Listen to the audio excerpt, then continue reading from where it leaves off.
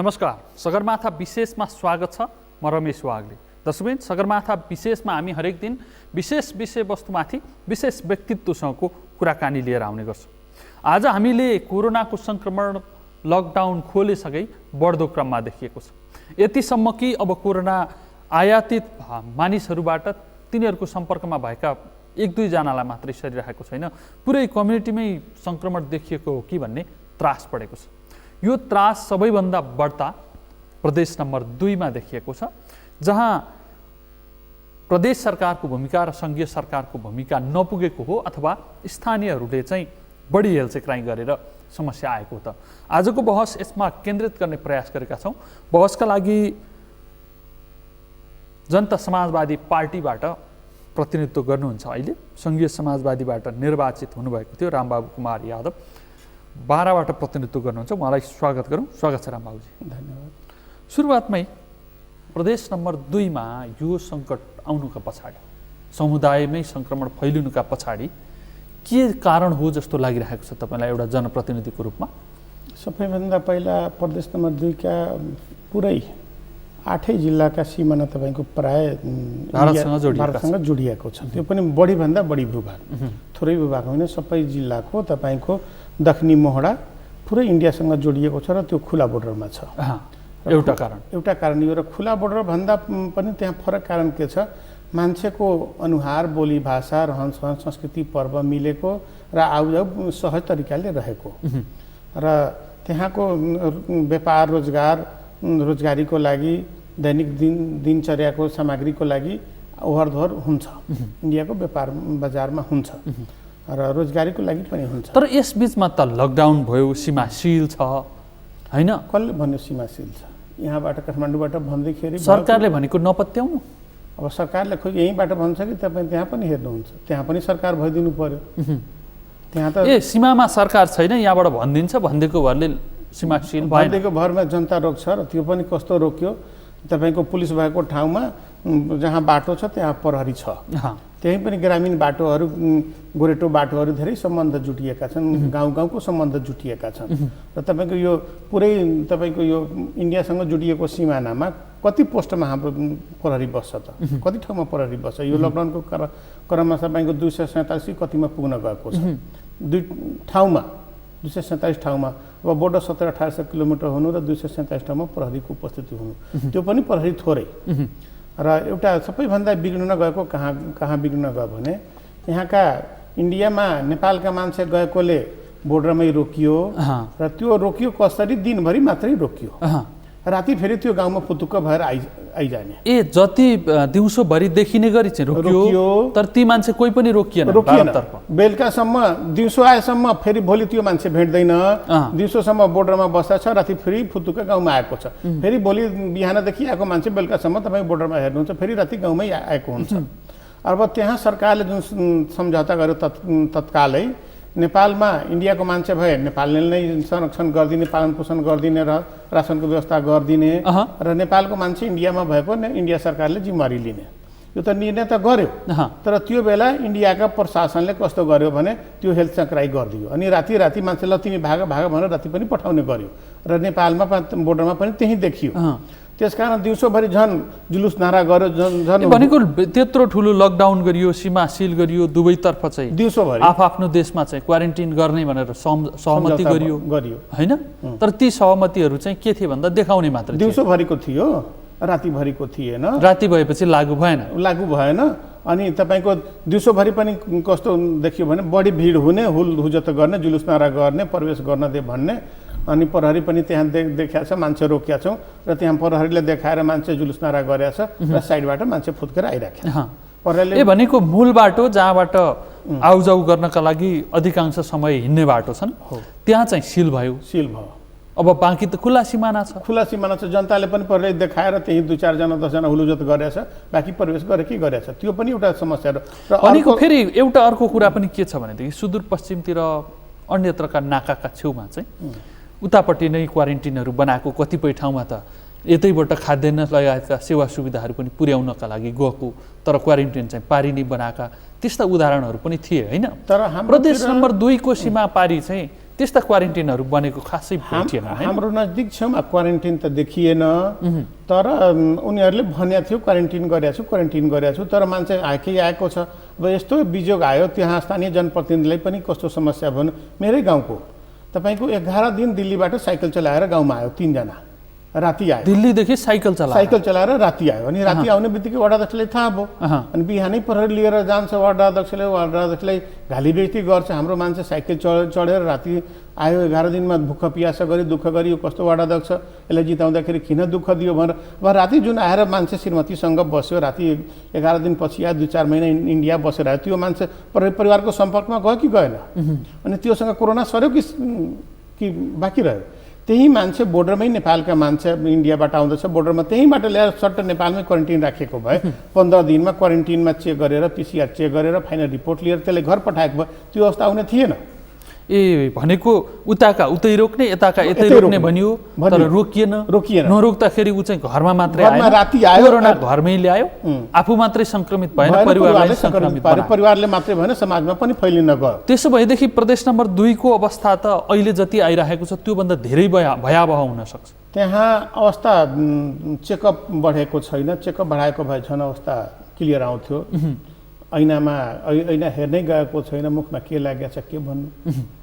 त्यो सरकारले अलिकति कन्जुसियाई गरेको छ। सबैभन्दा बढी संक्रमित प्रदेश नम्बर 2 मै अहिलेसम्म देखिएको छ, र सबैभन्दा कम PCR रिपोर्ट गरेको ठाउँ प्रदेश नम्बर 2 नै हो। र त्यहाँ 2 नम्बर प्रदेशमा तपाईँको यो स्वास्थ्य सेवा अलिकति कमजोरै पुगेको अवस्था छ पहिलादेखि। तर त्यहाँ ऱ्यान्डम स्याम्पलिङमा पनि समुदायमै संक्रमण भेटिसकेको अवस्था छ। अब कुन जोखिमपूर्ण, कुन जोखिम त्यो त स्वाभाविक हो। जब तपाईँको बोर्डरमा रोक्नुभयो, दिउँसोभरि रोकियो, राति आयो, त्यो नरोकेर को नेपाली छ स्वागत गरेर बोर्डरबाट ल्याएर क्वारेन्टिनमा राखेको भए अवस्था आउने थिएन। कहाँबाट यो बुद्धि भनेको सङ्घीय सरकारले चाहिँ गल्ती गर्यो। त्यहाँबाट बोर्डरमा परिणाम चाहिँ नागरिकले भोग्नुपर्ने स्थिति आयो, राष्ट्रले पनि भोग्नु, पुरै देशले भोग्नु पर्नेछ। त्यही बेला हाम्रो सरकारले बोर्डरमै खडा भएर स्वागत गर्थ्यो, फुलको माला दिन्थ्यो, फुलको गुच्छा दिन्थ्यो, त्यहीँबाट ल्याएर क्वारेन्टिन राख्थ्यो। क्वारेन्टिन राखेर 15 दिनमा त क्लियर हुन्थ्यो।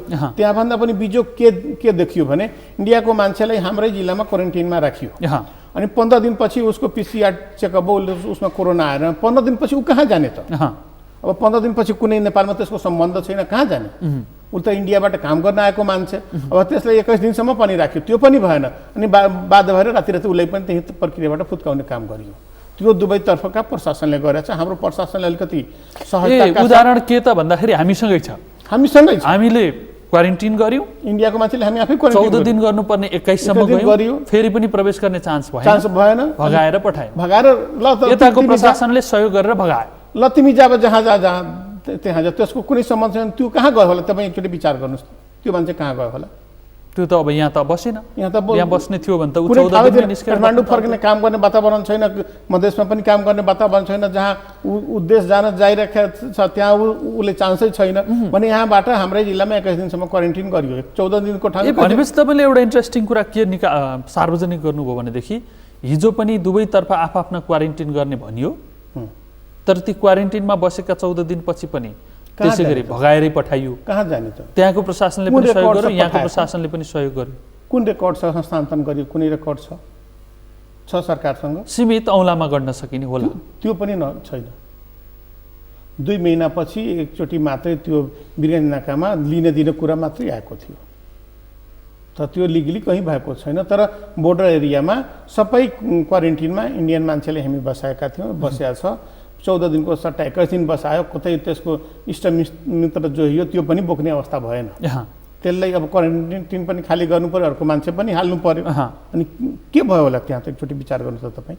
त्यही अवस्था त उता पनि भयो होला, त्यसो भए तपाईँले अहिले भनेको यही उदाहरणलाई आधार मान्ने हो भने मान्छे तपाईँको क्वारेन्टिनमा बसेर तपाईँको यो मुजफ्फरपुरबाट प्रमाण पत्र लिएर घाँटीमा झुन्ड्याएर 5-6 दिनसम्म हाम्रै बोर्डरमा कुद्यो मान्छे, नेपालकै मान्छे। प्रवेश दे भने प्रवेश दिएन। त्यो मान्छे इन्डियामा छ कि नेपालमा प्रवेश गरिसकेको अवस्था छ?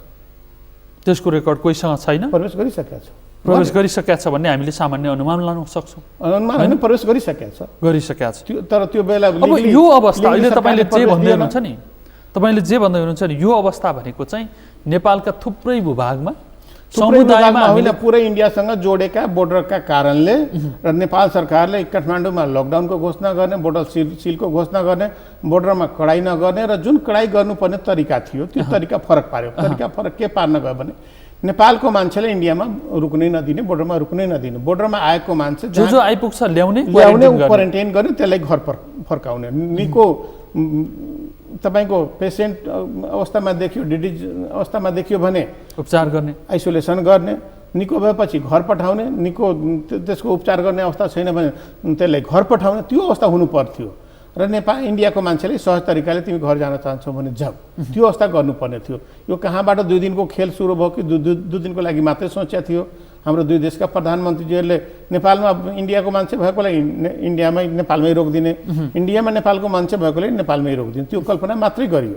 र इन्डियाको अवस्था तपाईँ हेर्नुभयो होला, उहाँ लकडाउन हुँदाखेरि तपाईँको केही साधन चलेको अवस्था थियो, तैपनि मान्छे तपाईँको घुवारको घुवार ट्रकमै बोकेर कोचिएरै गाईबस्तु जस्तै कोचिएर आएको थियो। त्यो झन् कोरोना बोकेर आएको अवस्था भयो।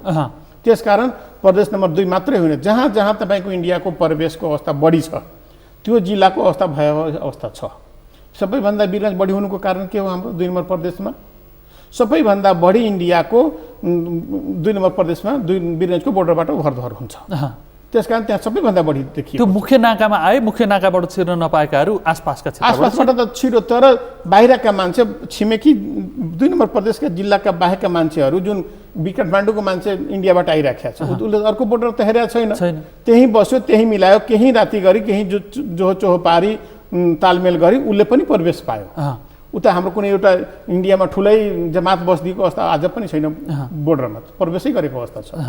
त्यसकारणले सबैभन्दा बढी जहाँ प्रवेश, त्यसो भए भारत र नेपालका प्रधानमन्त्रीहरूबाटै गरिएका निर्णय हुन् नि, त्यो अदूरदर्शी निर्णयले चाहिँ आज सङ्क्रमणको निर्णय मात्रै भएको थियो। त्यो क्षणिक निर्णय मात्रै हो, दूरदर्शी निर्णय थिएन। त्यसकारण प्रदेश नम्बर 2 मात्रै होइन, प्रदेश नम्बर 5 र सुदूरपश्चिम पनि त्यही अवस्था भोगिराखेको अवस्था छ। र यो अब व्यक्तिमा जोखिम कति छ, सङ्क्रमित कति छन् भन्ने कुरा त अब आउँदैछ। त्यसमा समुदाय परीक्षण गर्ने बल्ल लाग्दैछ। हामी परीक्षण गऱ्यौँ भने अलिकति इन्डियाभन्दा हामी नजिकै हुन्छौँ, त्यसको छेउछाउमै हामी हुन्छौँ। तर अलिकति हाम्रो मान्छेमा अलिकति के छ भने इम्युनिटी पावर अलिकति बढी छ, यो हामी बुझ्छौँ, मान्छौँ। त्यसले गर्दाखेरि चाहिँ कम हुन्छ कि भन्ने एउटा आश अलिकति मान्छे थेग्या छ। नत्र भने मृत्युको पनि त्यस्तै स्थिति आउन सक्थ्यो। तपाईँको यो आइसोलेसन कहीँ पाउँदैन थियो, तपाईँको यो भेन्टिलेटरको अवस्था त्यस्तै हुन्थ्यो, हस्पिटलमा सबै हस्पिटलमा भागाभाग हुन्थ्यो। अब सङ्घीय सरकारले सीमा सिलको घोषणा गर्यो, सङ्घीय सरकारले चाहिँ यो लकडाउनको घोषणा गर्यो। यसरी गर्दै गर्दाखेरि कार्यान्वयन गर्ने सन्दर्भमा के छ भन्ने सन्दर्भमा हेर्नका लागि त प्रदेश 2 मै सीमा क्षेत्र पनि देखेको, आफ्ना जिल्लामा कस्तो अवस्था छ भनेर थाहा पाएको प्रदेश सरकार थियो यति बेला चाहिँ। त्यो प्रदेश सरकारले चाहिँ के हेर्यो? अब प्रदेश सरकारसँग अहिलेसम्म हामी त्यो हैसियतमा सङ्घीय सरकारले बनाएको अवस्था छैन। प्रदेश सरकारले सीमा हेर्ने पनि हैसियत बनाएन। कुन प्रहरी त्यसको मातहतमा छ? कसले त्यहाँ कुन कानुनभित्र प्रदेश सरकारले प्रहरीले परिचालन गर्ने, कडाई गरिदिने कुन अवस्था छ, कुन कानुन छ? त्यसो भएदेखि प्रदेश सरकार के स्थानीय नागरिकका कुराहरू सुनेर आफ्नै प्रदेश सरकारले चाहँदा नचाहँदै प्रदेश सरकारले त्यहाँ एकदमै छटपटाइराखेको अवस्था छ कि हाम्रो जनता मर्न थाल्यो, हाम्रो स्थिति भयावह हुन्छ। मुख्यमन्त्रीले बारम्बार तपाईँको 8 जिल्लाका तपाईँको प्रमुख जिल्ला अधिकारी र प्रहरी प्रमुखलाई बोलाएरै अनुरोध गरेको अवस्था छ। तपाईँहरू कडाई गरिदिनुहोस्, बोर्डरमा प्रहरीको जुन बदमासी भइराखेको छ, प्रहरीको कारणले जनता प्रवेश गरिराखेको छ, तपाईँहरू बोर्डरमै बस्दिनुहोस्, यता कहीँ बस्नु पर्दैन। नेपालमा त कोरोना छँदै थिएन। कोरोना त जुन बेला फ्लाइट चलेको थियो त्यो बेला 2टा मात्रै निस्केको थियो, फ्लाइट बन्द भयो। अब कोरोना नेपालमा एउटा पनि छैन, अनि आउने ठाउँ त मात्रै छ अब तपाईँको यो इन्डियाको बोर्डर।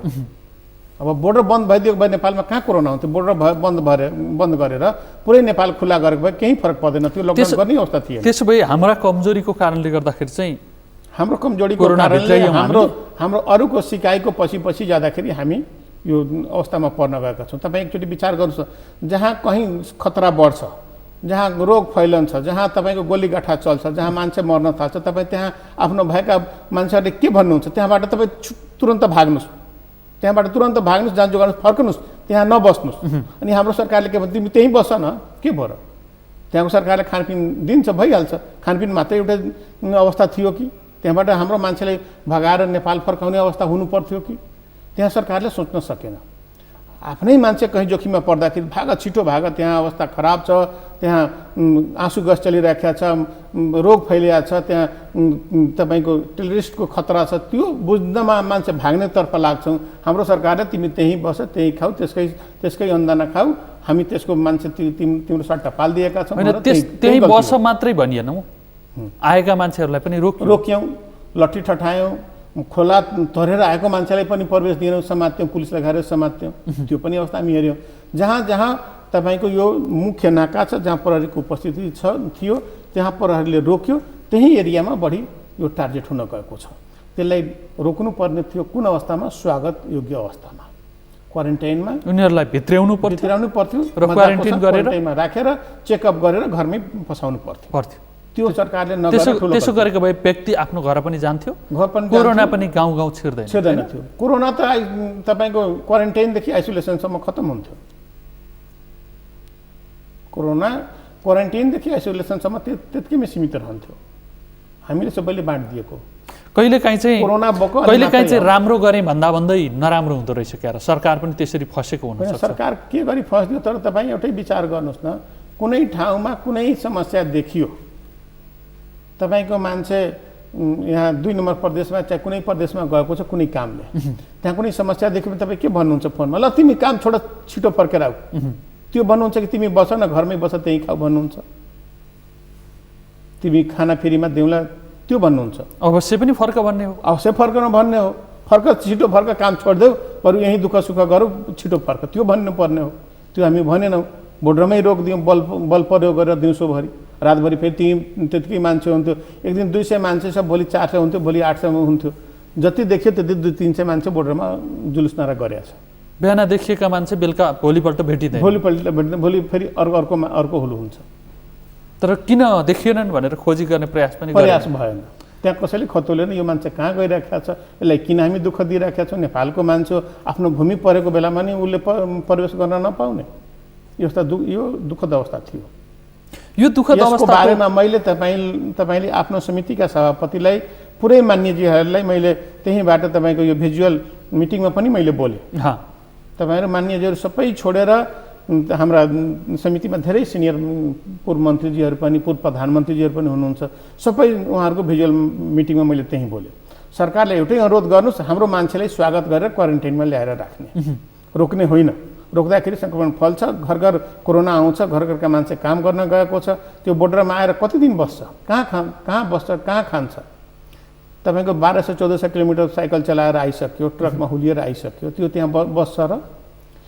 यस्तो अवस्था छ। तपाईँको एउटै घर, एउटै गाउँ छ, तपाईँको 1 मिटर हिँड्नुहुन्छ भने नेपाल जानुहुन्छ, 1 मिटर यता आउनुहुन्छ भने इन्डिया आउनुहुन्छ। गाउँको बनावट नै त्यस्तो छ, त्यहाँ प्रहरी सक्छ र? सबैको सम्बन्ध छ।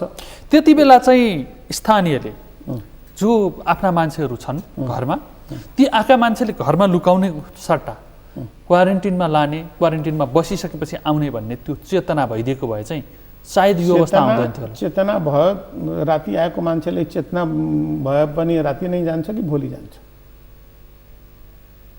चेतना भयो। मेरो घरको मान्छे राति 12 बजे साइकल चलाएर राति बोर्डर कटेर लुकेर आइदियो मेरो घरमा।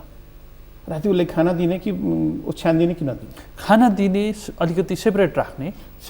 यो त हामी बुझिसकेपछि न हो। जुन सहज जनता छ, बुवालाई बाटो हेरेछ, छोरोलाई बाटो हेरेछ, त्यसले के गर्छ त्यहाँ? एकचोटि विचार गर्नुहोस् त। स्वागत गरेर घरमा राख्छ, राखेन मात्रै उसले फेरि खबर गर्ने, बाहिर लानुपर्छ भन्ने कुरा पनि आवश्यक ठाने। तर त्यहाँ स्थानीय जनप्रतिनिधिले मरिमरि काम गरेछ, यो मैले बुझेको छु। स्थानीय जनप्रतिनिधिले चाहिँ आइपुगेको छ भन्ने मान्छे खोजी क्वारेन्टाइनमा लाने प्रयास गर्छ। छिमेकीले फोन गर्छ, स्थानीय जनप्रतिनिधिले छिमेकीले फोन गर्ने बित्तिकै त्यहाँ पुग्छ। अनि त्यहाँ झगडा पनि भएको छ, बल प्रयोग पनि गर्नु परेको छ, टोलसँगहरूको सम्बन्ध पनि टुटिएको अवस्था छ। यो अवस्थामा छ स्थानीय जनप्रतिनिधि। मैले त्यहाँ हेर्दाखेरि स्थानीय जनप्रतिनिधिको त्यो पीडा मैले भोगेँ। यो जनप्रतिनिधिले चाहिँ क्वारेन्टाइनमा राखेर समाजलाई जोगाउन खोज्यो, तर समाजबाटै उसको चाहिँ नकारात्मक आयो। तर जुन मान्छे गयो क्वारेन्टाइनमा, फर्केर आउँदाखेरि अलिकति जनप्रतिनिधिलाई अलिकति माया भयो। अब जे भए पनि यो भयावह स्थितिमा हामी आइपुग्यौँ। होइन, फेरि कहिले निश्चित जिल्लाहरू आफै कहीँ कर्फ्यू कहीँ निषेधित क्षेत्र घोषणा गरेर बस्नु परेको छ होइन, स्थानीय तहले आफ्ना स्थानीय तहलाई पनि घोषणा गर्नु परेको छ। अब फेरि पुरानै अवस्था लकडाउनकै अवस्थामा फर्किने हो कि भन्ने अवस्था छ। लकडाउन गरियो भनेदेखि समाधान निस्केला कोरोनाबाट? अब समाधान त निस्किँदैन, यसलाई अलिकति लुकेर मात्रै बस्ने हो, त्यति मात्रै हो। समस्याको ढाकछोप चाहिँ हुन्छ। पुरै तपाईँको यो भाइरस फैलेको अवस्थामा छ, तपाईँ अब लुकिराख्नु भएको छ, कहाँ भाइरस फैलेको ठाउँमा लुकिराख्नु भएको छ कि सुरक्षा ठाउँमा तपाईँ लुकिराख्नु पर्छ, त्यति मात्रै फरक पर्छ। यसको दीर्घकालीन उपाय त तपाईँको भ्याक्सिन मात्रै हो। अब भ्याक्सिन नआएसम्मको लागि सरकारले जहाँ तपाईँको यो भाइरस देखिएको छ त्यहाँ व्यापक रूपले, जस्तै वीरगञ्जका मेयर साहेबले एक परिवार एकजनाको परीक्षण गरिराख्नु भएको छ, त्यसरी गरी नै परीक्षण गर्दै एकतर्फ टाल्दै सङ्क्रमितलाई त्यहाँबाट टाढा पार्दै लानुपर्छ। वीरगञ्जका मेयर आफै पर्नु सङ्क्रमित हुनुभएको छ, उहाँसँग सम्पर्कमा आएका आज 5 जना सङ्क्रमित भेटिया छन्। अब ठिक छ, यो त यस्तो रोग हो जो जति बढी जनताको सम्पर्कमा रहन्छ उसलाई यो लाग्छ। यो नलाग्नु कुरो होइन। जो जनताको नजिकमा छैन त्यो बरु सेफ छ अहिलेसम्म। अब पुरै अहिले समाजमा छ, पुरै भोलि हावामा फैलन्छ कि केमा फैलन्छ त्यो ठेकान भएन। त्यसो भएदेखि अब समाधान गर्न प्रदेश सरकारले, सङ्घीय सरकारले गर्ने समन्वय, स्थानीय सरकारसँग गर्नुपर्ने समन्वय, जनप्रतिनिधिको रूपमा तपाईँले के देख्नु भएको छ? तपाईँको आफ्नो जिल्लाको अनुभव अहिलेसम्म सङ्घीय सरकारले पुरै प्रशासनिक संयन्त्र स्थानीय तपाईँको यो प्रदेशको हातमा तुरन्त दिनुपर्छ। तपाईँको यो आइसोलेसनको व्यवस्थापनदेखि लिएर पुरै तपाईँको कहीँ डाक्टर काम नगरेको अवस्थामा, पेसेन्टलाई नलिएको अवस्थामा प्रदेश सरकारले तुरन्त कारवाही गर्न सकिने गरी एउटा यो बाटो र एउटा प्रदेश सरकारलाई अधिकार बढाइदिनु पर्यो। अधिकार बढाउने होइन, यो तुरन्त यो महामारीको क्रममा जुन यो महामारीको रूप लिइराखेको अवस्था छ यसलाई कन्ट्रोल गर्नको लागि प्रदेश सरकारको मातहतमा पुरै प्रहरी प्रशासन संयन्त्र जानुपर्छ। राज्यकै पुरै संयन्त्र त्यहाँ काम गर्नुपर्ने अवस्था छ।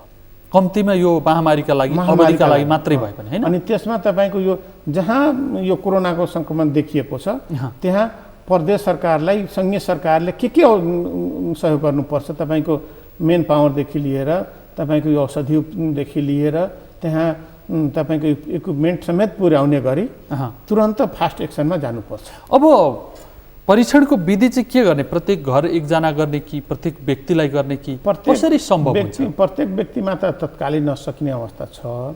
त्यो अब हामी बढी सरकारलाई अनावश्यक दबाब दिनु पनि भएन, उपयुक्त भएन। तर प्रत्येक परिवारमा जो परिवारका व्यक्तिहरू घरभन्दा बढी बाहिर गएको छ, बढी बाहिर जानु व्यक्तिले नै बढी सङ्क्रमणको सम्भावना रहन्छ। उसलाई परीक्षण गरेपछि त्यसमा पोजिटिभ देखियो भने त्यसको घर परिवारले परीक्षण गर्ने। अनि नदेखिएको परिवारलाई तपाईँको खुला रूपले एउटा खुला सिमाना तयार गर्दै, एउटा वडाको एरिया तयार गर्दै, वडाबाट तपाईँको अर्को वडासम्म क्लियर गर्दै त्यो वडाभित्र खुला रूपले निर्बाध रूपले काम गर्ने वातावरण दिँदै अगाडि बढ्नुपर्ने हुन्छ।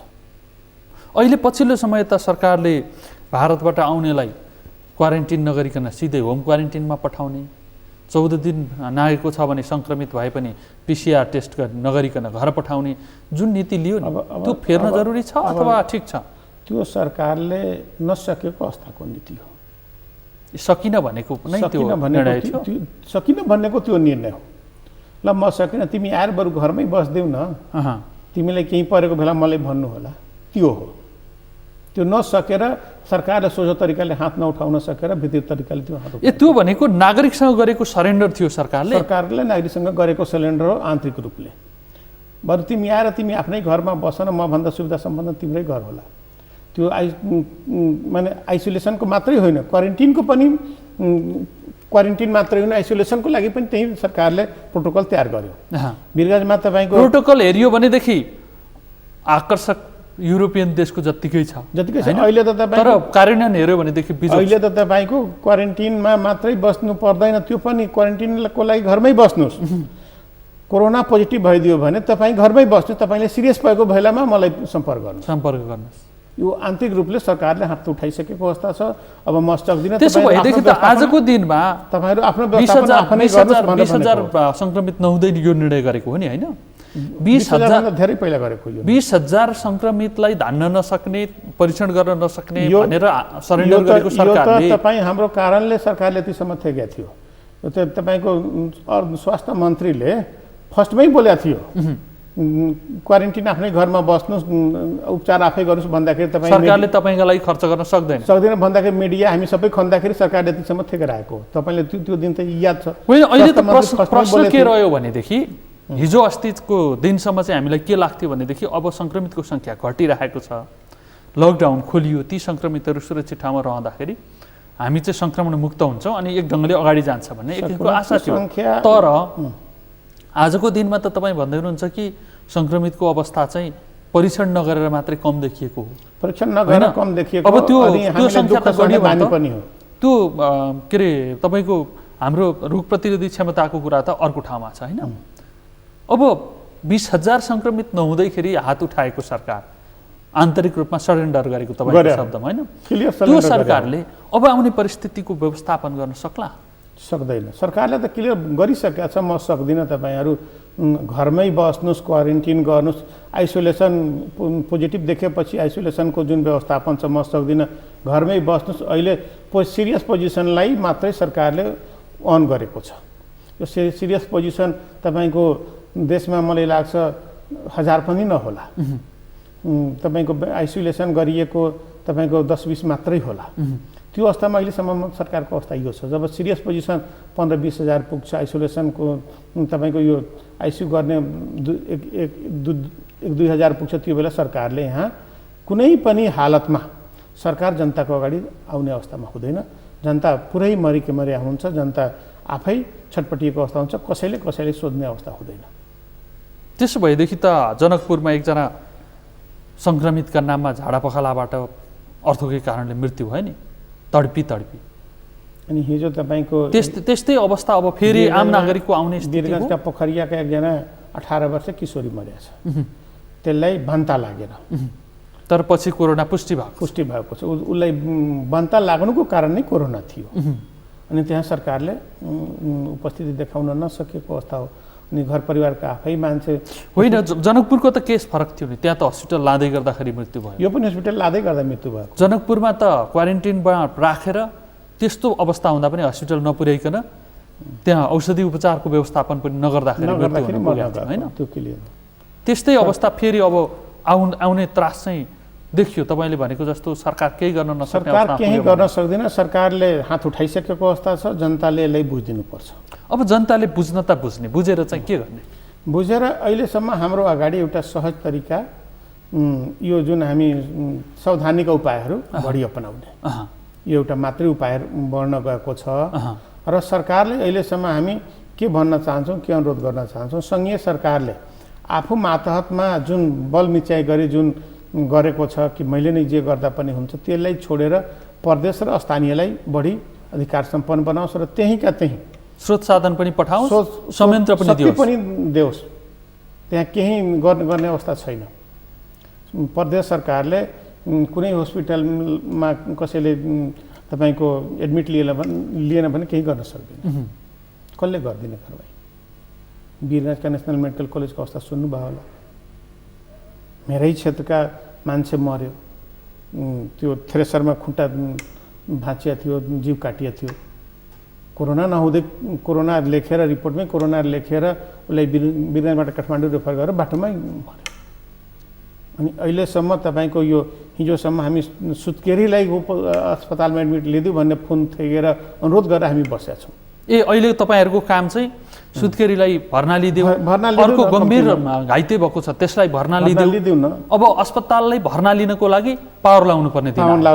हिजो तपाईँको स्वर्ण गाउँपालिकाको प्रमुखजीले फोन गर्नुभयो। अनि मेरो कलिया हस्पिटलका 3-4जनामा कोरोना पोजिटिभ देखियो। हिजो पुरै अस्पताललाई तपाईँको यो सफाई गर्ने, तपाईँको यो क्योर गर्ने काम हुँदै थियो। त्यहाँ पेसेन्ट लिएन। त्यसपछि उहाँ वीरगञ्ज नेसनल मेडिकल लिएर आउनुभयो, बयदा हस्पिटल लिएर आउनुभयो, वीरगञ्जभरि घुम्नुभयो। अनि प्रमुखजीले आफै फोन गर्नुभयो, एउटा यस्तो अवस्था आयो, सुत्केरीको अवस्था पनि बिजोग छ, त्यसको जिउमा रगत पनि कम देखिएको छ, पुरै अनुहार सेतै देखिएको छ, अनि सुत्केरी हुने अवस्थामा चाहिँ कुनै हस्पिटल लिएन, मर्छ भनेर फोन गर्नुभयो। अनि मैले वीरगञ्जमा 3-4 ठाउँ फोन लगाउँदाखेरि तराई हस्पिटलले बल्ल लिन मान्यो। अवस्था त्यो छ। हाम्रो दिनचर्या नै त्यही बन्न गएको छ। हस्पिटल लिइदिनुहोस् न, कोरोना छैन, बरु तपाईँ 1-2 दिन चेकअपमै राखिदिनुहोस्, छिटो PCR गराइदिनुहोस्, त त्यसलाई पेसेन्टलाई लिइदिनुहोस्। विगतमा जस्तो पैसा तिर्न सकेनन् त्यसलाई अलिकति डिस्काउन्ट गरिदिनुहोस्, त्यो छोडेर अब पेसेन्ट लिइदिनुहोस्, त्यहाँ गएको छ। पेसेन्ट भर्ना लिइदिनुहोस् हो, अवस्था त्यहाँ पुग्न गएको छ। त्यसो भएदेखि त अब कोरोनाको अवस्था फैलिँदै जाँदाखेरि त प्राइभेट हस्पिटलले पनि कोरोनाको उपचार गर्न थाल्लान् रे, होइन? एउटा अपेक्षा गरौँ। कहाँ सरकारी प्राइभेट हस्पिटलले त दिइराखेको सेवा पनि बन्द गर्ने अवस्थामा छ तिनीहरू। कुन प्राइभेटको तपाईँ कुरा गर्नुभयो जसले त्यो नर्मल भएको अवस्थामा जति पेसेन्ट लिइराखेको थियो, पेसेन्टले इलाज गरिराखेको थियो, कसले गरेछ? कसैले गरेको छैन। एउटा सरकारी अस्पताल थियो, नारायणी अस्पताल, होइन? धेर थोक पनि अब कोरोना अस्पताल बनाउने भनेर सङ्घीय सरकारले पत्राचार गर्यो। त्यो निर्णय त्यहाँको जनताको हकमा सरासर गलत हो। सरकारले यो कोरोना विशेष आएको छ, पहिलाको पेसेन्टलाई छोडेर त्यत्र धेरै प्राइभेट हस्पिटल छन्, तिनीहरूलाई प्रयोग गर्न सकिन्थ्यो नि, होइन? सकिन्थ्यो। त्यही त सरकारले जुन अहिलेसम्मको यो कोरोना रोग लाग्दैमा अरू रोग सबै खत्तम भयो, अरू हस्पिटल अब चल्दैन, त्यही हस्पिटललाई परिवर्तन गरिदियो भने त्यो अवस्था कोरोना बाहेकका बिमारी हुँदैन भनेर जुन सरकारले बुझेको छ, त्यो अवस्था त सरासर गलत हो। सरकारले अब सच्याउनु पर्ने कुरा चाहिँ सच्याउनु पर्ने के हो भने जुन सेवा चलिराखेका सामान्य उपचार गर्नका लागि नागरिकका पहुँचका अस्पतालहरूलाई सामान्य सेवामा छोडिदिनु पर्यो। जुन सेवा चलिराखेका थियो त्यो सेवाले यथावत राख्ने, र जुन यो 6 महिनासम्म भइसक्यो अहिले पनि यो यसको जाने ठेकान छैन, त्यसमा पनि सरकारले मस्त निधाएर बसिराखेको अवस्था छ। प्रत्येक प्रदेशमा कम्तीमा त 2 जिल्ला 3 जिल्ला जोडेर गर्नु पर्थ्यो। 200 बेडको तुरन्त अस्पताल ठाउँ छँदैछ कि त प्राइभेट हस्पिटललाई लिइदियोस्। प्राइभेट हस्पिटल छैन भने धेरै ठाउँहरू खाली छन्, बिल्डिङहरू खाली छन्, त्यहाँ डक्टर भर्ती लिइदियोस्, डक्टर राखिदियोस्, इक्विपमेन्टहरू राखिदियोस्, त्यहाँ तुरन्त फास्ट एक्सनमा काम गर्न चाह्यो भने 15 दिनमा सबै प्रदेशमा गर्न सकिन्थ्यो, सबै जिल्लामा गर्न सकिन्थ्यो। अलिकति सरकारले हाल्छ गइहाल्छ, त्यसपछि सरकारले खर्च गर्ने भनेर सरकारले के सोचेको छ? अब मैले जति गरे त्यति हुन्छ, नगरे जनता आफै गर्छ, नगरे जनता आफै मर्छ, त्यसको जिम्मा आफै उसले बुझोस्। सरकारले त्यति मात्रै बुझ्यो। सरकारले त्यसो भएदेखि सकेको गर्छु, नसकेको जनता आफै गर्छ, सक्दैन भने मर्छ। सरकारले त्यो बुझेर मात्रै यति रमाएर बस्छ। भनेको सरकार नागरिकका यी समस्याप्रति संवेदनशील छैन, पूर्ण जिम्मेवारी बोकेको अवस्था छैन, हेरिदिएको मात्रै छ। त्यसपछि सरकार छ भन्ने मात्रै स्थिति बन्यो। सरकार छ जस्तो छ, हस्पिटल छ तर त्यहाँ बिल्डिङ छ तर इक्विपमेन्ट छैन, इक्विपमेन्ट छ त्यहाँ जति डक्टर हुनुपर्ने त्यहाँ त्यति डक्टर जनशक्ति छैन। अनि यो अवस्थाको लागि अहिलेसम्मको लागि सरकारले तपाईँको यो देशैभरि जति तपाईँको हस्पिटलहरू छन् त्यसका जनशक्तिहरू जुन तपाईँको रिक्त छ अहिलेसम्म पूर्ति गर्यो, यो कोरोनामा पनि पूर्ति गर्यो। 25% भन्दा बढी जनशक्तिहरू रिक्त छन्, त्यो पनि 25 वर्षभन्दा पहिलाको संरचनामा, त्यहाँ पनि पूर्ति गर्न सकेको अवस्था छैन यो 5 महिनाको अवस्थामा। त्यसो भए सरकारले के गर्छ भनेर आश गर्ने? केही गर्दैन। सरकारले तपाईँको आफ्नो मान्छे कहाँ पाल्दिने, कहाँ नियुक्ति गर्दिने, कहाँ त्यसको लागि केही काम गर्दिने, त्यसको त्यति मात्रै गरे हो। त्यो कुन जनताको लागि जसले त्यसको स्वस्थ छ, सरकारको अगाडि पछाडि कुदेछ, चाँजो पाँजो मिलाएको छ, त्यसको लागि मात्रै। त्यसको लागि त्यस्तै तपाईँ यो यस्तो गैर जिम्मेवारीपूर्ण अवस्था, यस्तो समस्याग्रस्त अवस्था छ। यो अवस्थामा सरकारलाई जिम्मेवार बनाउनका लागि, प्रदेश सरकारलाई अधिकार सम्पन्न बनाउनका लागि र नागरिकका अगाडि अभिभावक पुर्याउनका लागि तपाईँहरू जस्ता जनप्रतिनिधिहरूको भूमिका महत्त्वपूर्ण होस्। तपाईँहरूलाई त्यो अवस्था बनाउनका लागि, बाध्य पार्नका लागि संसद बन्द गरेको छ। अहिले मन्त्रालय छिर्न गाह्रो छ, संसद बन्द गरेको छ। त्यसो भएदेखि तपाईँको राजनीतिक पार्टी छ, प्रधानमन्त्रीले त सर्वदलीय बैठक पनि बेला बेलामा बोलाउनु भएको छ। अब प्रधानमन्त्रीले नबोलाउँदा पार्टीहरूले पनि त्यो पहल गरेर भए पनि नागरिकका समस्या समाधान गर्ने, हाम्रा अभिभावक छन् भन्ने विश्वास दिलाउने काम गरोस्। त्यसका लागि तपाईँको पहल पनि सकारात्मक रूपमा रहोस्। धन्यवाद। यहाँको यो महत्त्वपूर्ण समय र विचारका लागि धेरै धेरै धन्यवाद। दर्शकबिन तपाईँलाई पनि धन्यवाद, यतिन्जेल हेरेर साथ दिनुभयो। परिस्थिति अझ भयावह बन्दैछ, कोरोना सङ्क्रमण चाहिँ समुदायसम्म पुगेको भनेर देखिएको छ। अब त्यो समुदायमा फैलिँदै गयो भनेदेखि कोरोनाको अन्त्य कहिले हुने, मानिसले कोरोनाबाट मुक्ति कसरी पाउने र अरू समस्याबाट बाहिर निस्केर सामान्य जीवनमा कसरी फर्किने, यो चिन्ताबाट बच्नका लागि एउटा मात्रै उपाय भनेको चेन ब्रेक गर्ने र कोरोनाको सङ्क्रमणलाई निश्चित ठाउँमै रोकेर अगाडि बढ्ने हो। त्यसका लागि हरेक नागरिकको भूमिका हुन्छ, महत्त्वपूर्ण भूमिका सरकारको हुन्छ। सरकार पनि यसतर्फ सचेत भने बन्नै पर्छ। कार्यक्रमको समय सकिएको छ। म सहित सम्पूर्ण युनिट बिदा चाहन्छौँ। सगरमाथा टेलिभिजन हेर्दै गर्नुहोला। नमस्कार।